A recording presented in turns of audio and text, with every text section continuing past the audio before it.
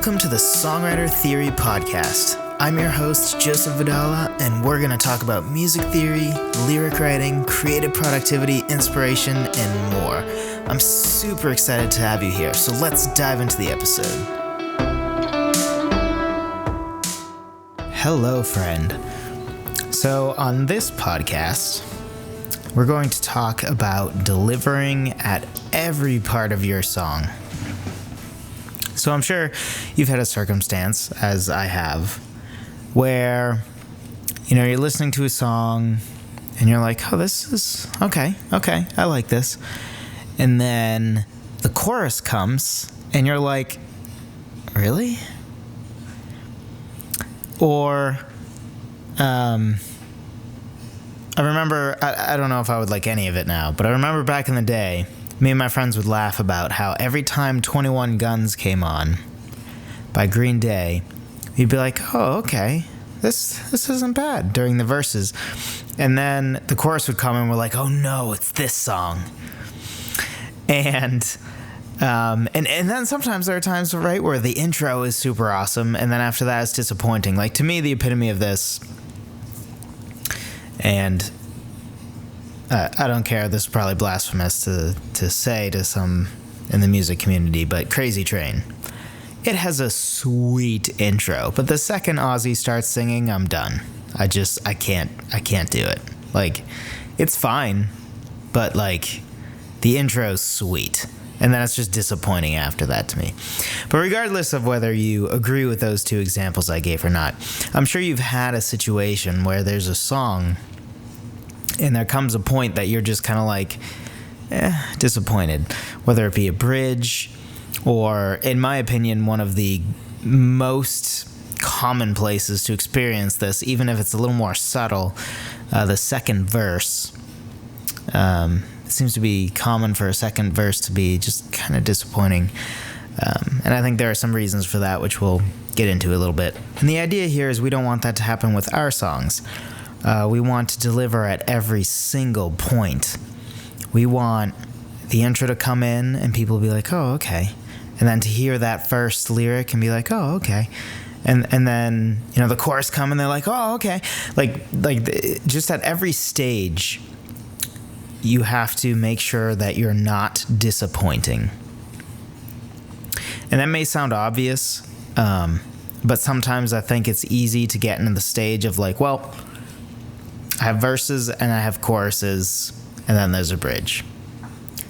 And if you're not intentional about it with your arranging and with some other things and your lyrics and everything, it's very easy to have a part where you're not delivering. So you gotta make sure to deliver in the intro, deliver in that first line, and then in the entire first verse, deliver in the choruses, not just the first chorus, but all of the choruses. Deliver in the second verse. Don't just repeat make it be like a worse version of the first verse. You gotta deliver at the end. So you don't want the ending to be disappointing, and there's, of course, several ways to do this, several attitudes to take towards it. And the first thing I want to talk about is delivering lyrically. So this one is probably the most common with the second verse. There are so many times that it feels like the first and second verse are kind of like first and second string on a sports team. The first string is the starter. The first string is the better player. And the second string is the guy who is good enough to be on the team, but he's not good enough to be the starter. And then, of course, you have third stringers, too, depending on sport and stuff. But the idea here being the second verse shouldn't be the lesser of your two verses. You shouldn't say, well, I'll open with my better verse, and then this second verse kind of just holds the fort, because I know after the first chorus, I need to have another verse. So here's just the lesser of the verses. That should absolutely not be your attitude. And I understand, I've talked before about this, but I honestly think the second verse is the hardest part of a song to write. Because often the verse and the chorus, the first verse and the chorus are often two of the first parts to come around, first parts that you write. And then often, all your choruses, lyrically at least, are the same or extremely similar. I do sometimes like to actually change the chorus lyrics up. It's a good, nice way to change things up. But a lot of the time, and maybe even most of the time, once you have a chorus written, you have your chorus. And then the first verse doesn't have any rules, right? Like, it needs to be in the key of everything else. But, as far as melody and syllables and stuff, you're totally open-ended. But the second verse, you're constrained because it has to, sort of match the first verse, but with different lyrics. So I understand why sometimes the second verse just feels like that weaker thrown together first verse. But that's not what we want to do. We want to make sure to make sure that the second verse delivers just like the first one did. And you can't just have a clever lyric here or there in your song. Like I've heard of something called, I forget what it was called, but we'll call it the tattoo concept. And that's the idea that all of your songs should have at least one lyric that people could get tattooed on themselves. And you'd be like, yep, that seems like a thing they would do. And I totally agree with that. But at the same time, we don't want to just have one. We don't just want to have one highlight. We want to deliver over and over and over again. We don't want there to be, there was the lyric of the song and then the rest to be just there. We want to deliver. We want to keep delivering. Every time they think, that was the best part, we want to say, nope, no, it wasn't. Here's something even better. Or here's something just as good but different. And a great way to deliver lyrically is to continue leveling up your lyrics. And you do this iteratively. So I've talked about this before as well, but the idea of iteration being, it's in a lot of things, but I mostly derive it from an iteration in software development, as by day I am a software developer. And the idea is that you sort of just incrementally make it better.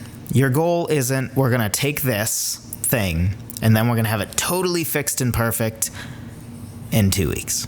No, it's that we're going to take this thing and we're going to deliver something that makes it better in the next 2 weeks or next week or whatever it is.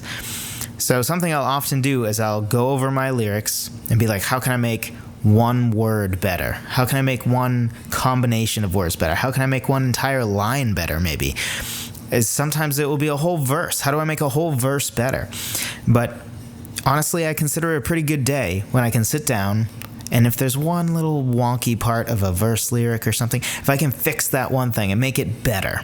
Maybe it's not where I want it to be or where it needs to be, but if I can just make it that little bit better, that's a victory. So getting in the habit of sort of iterating over, so, looking over and figuring out any place where you can kind of just upgrade one part, one word of your song, to get in the habit of doing that, not just being like, well, my lyrics are done. Like, well, okay, but can we make it a little bit better? Bit by bit, piece by piece. So we don't want thrown together lyrics. We want intentional lyrics that take people places, to take people emotionally where they need to go in every part of the song. The second verse should not be the second string verse. So besides lyrically, we need to deliver melodically. So you want a good verse melody, obviously. You want a good melody everywhere. But you can't let the chorus be a disappointment. And this is not me saying you need to lower the verse melody quality just so the chorus isn't a disappointment. This is me saying you better write a great verse and then make an even better chorus. Or it doesn't even have to be better per se. It just can't be disappointing, because the job of a verse and a chorus are often very different. You know, the verse usually gives you a little more leeway lyrically to sort of explore different concepts. There's usually more words. It's more wordy. It's usually more where the storytelling is, and then the big theme, the big idea is usually what's in the chorus. It usually has fewer lyrics. So better is not necessarily what we're looking for, because that's, you know, who's to say, but it can't be a disappointment. It can't be something where people are like, oh, I kind of like this song, until it gets to the chorus. You don't want the chorus to be the point that people are like, No, the chorus should be like, oh yeah, I really like this song now. And, you know, there's many ways to make sure the chorus can't be a disappointment. A common way, and certainly one of my ways, is using a higher vocal range. It just sort of adds that extra energy. It adds that extra oomph to your song. You know, if your verse was a little more intimate, you going into a higher vocal range for your chorus kind of gives it that extra emotive energy. And often a chorus will have longer held notes. Now, part of that's because the chorus, of course, also has fewer lyrics. So it allows you to sort of hold notes at different lyrical points for longer. And part of that is it sort of helps to have less to remember, and helps with that, you know, sort of like the higher vocal range thing. Higher belted, longer held notes are extremely emotive and usually memorable. And, you know, large leaps in the melody and catchy hooks can all be different things to assist you to make sure that you're still delivering melodically and your chorus isn't a disappointment. And another place that I think the melody can sometimes suffer is the bridge. The bridge is another common lazy point.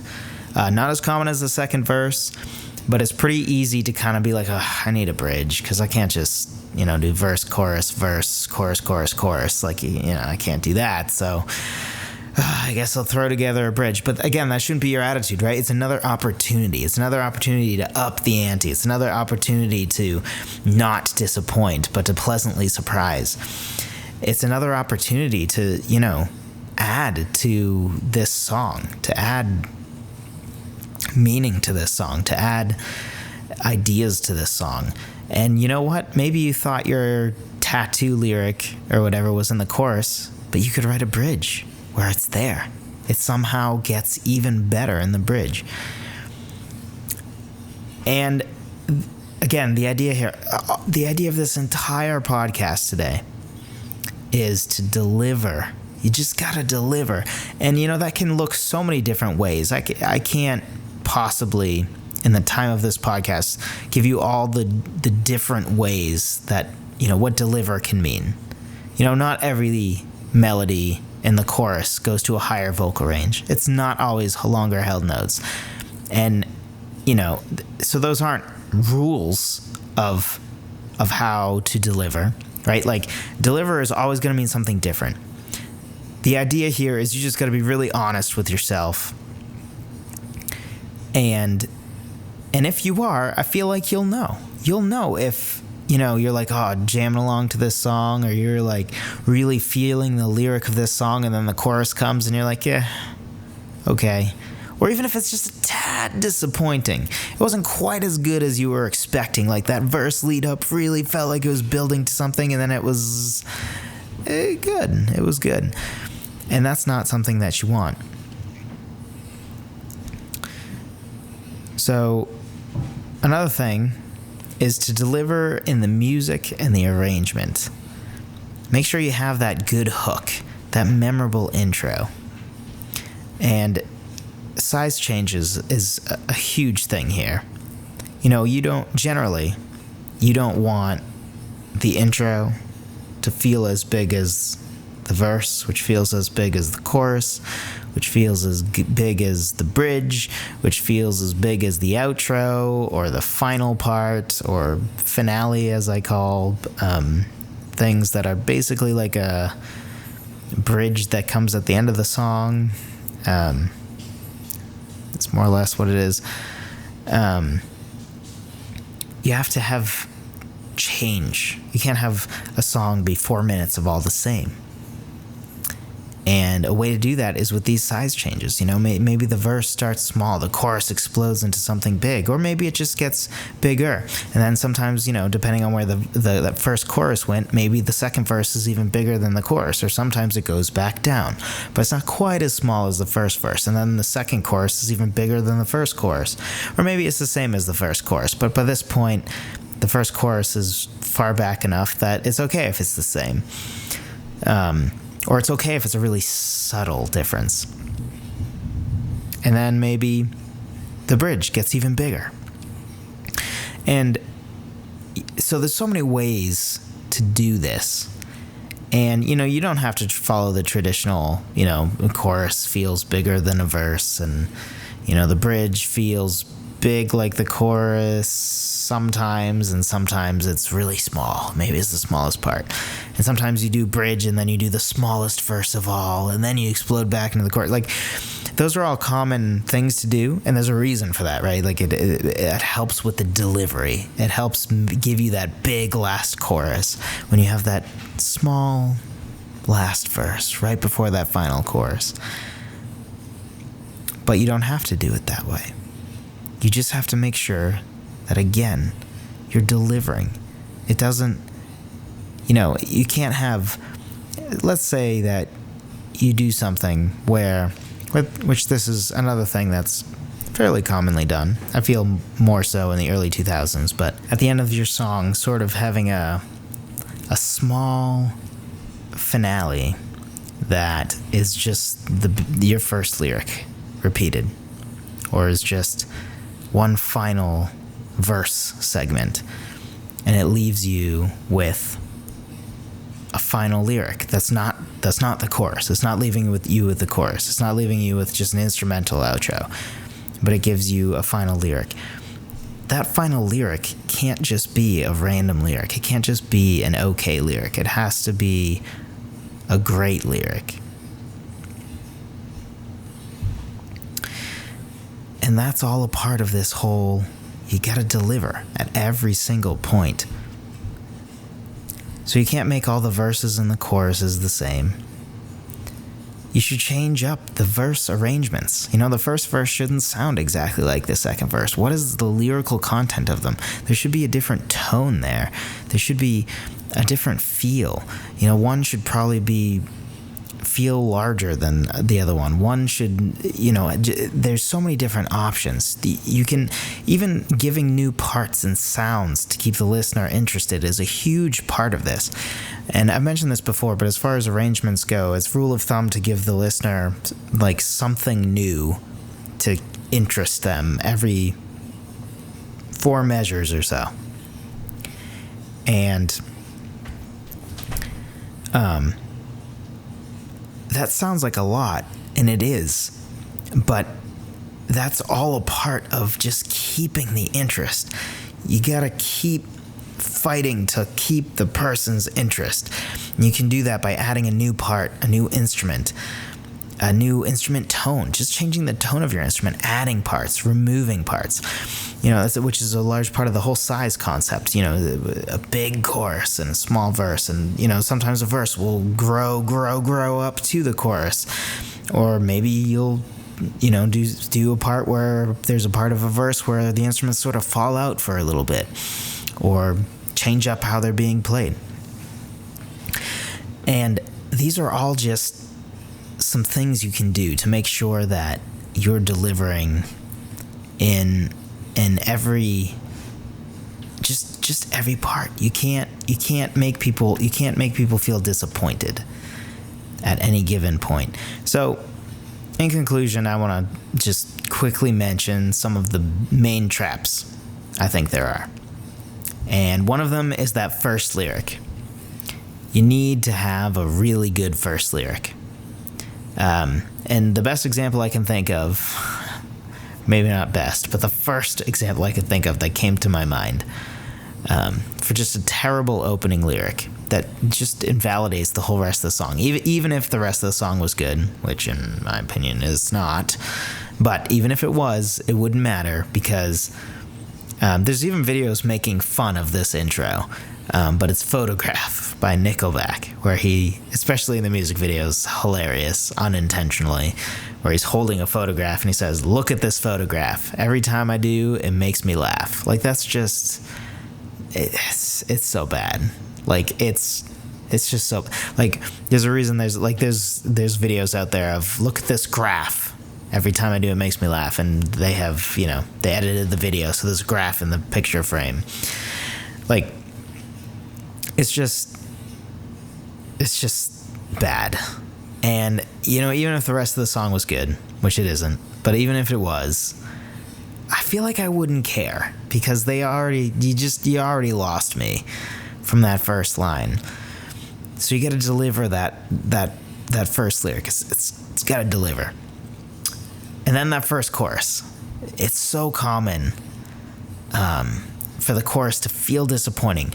The worst is when you actually like the chorus even less than you like the verses. That feels like the worst of the crimes. But sometimes even though it does feel like even that step up from the verses, sometimes it still feels disappointing. It just wasn't quite as good or memorable as you thought it was going to be. And even that is just a huge trap and a huge tragedy that we don't want. And then the second verse lyric specifically. I mentioned this before, so I won't go too far into it, but just don't make that second verse be your second best verse. Make it just as good as the first verse, but different. And then a bridge. It's really common to feel it seems like they just threw a bridge in there because they needed something to fill the space until that last chorus, so they didn't just repeat the chorus twice in a row or 4 times in a row. And then one that's maybe not thought of as often, but the final chorus. Because sometimes you get to the final chorus and it really felt like it built so that there's a feeling of conclusion, and everything feels right with that last chorus. But sometimes it feels like, I've heard this twice already. Which, one thing could be that if your chorus doesn't hold up the third time, like by time 3 people are already sick of it, maybe it's not that great of a chorus. But beyond that, sometimes it's just because of the arrangement. Maybe the bridge was really massive, and then by the time you get to that last chorus, it's like, well, this is okay, fine. But you need to always make sure, and it's really common for that final chorus to add extra parts, to make an extra lead guitar part in there. Just something to make it that much bigger, that much more exciting. Maybe a new hook. Maybe, often there will be the main melody and then there will be an alternate melody in there sometimes. And then depending on if the chord progressions are the same, sometimes it will be a verse lyric sung underneath the chorus lyric, or the bridge lyric again over the chorus lyric, because the bridge and the chorus use the same chord progression. There's so many ways to do this. But definitely it can be a huge trap to make that third chorus just, the third chorus instead of the ultimate chorus, the final chorus. It's just the third one. And there's a key thing to think about, I think, is don't make it a third chorus, make it a final chorus. And they might be the same thing, but the idea here is the third chorus feels like, yep, this is the third time I've heard this, whereas the final chorus clearly sounds even bigger and even better than the choruses that came before. Thanks for listening to the Songwriter Theory podcast. Be sure to subscribe and tell a friend. If you want to jumpstart your songwriting, be sure to download my free guide on 10 proven ways to start writing a song at songwritertheory.com/free guide.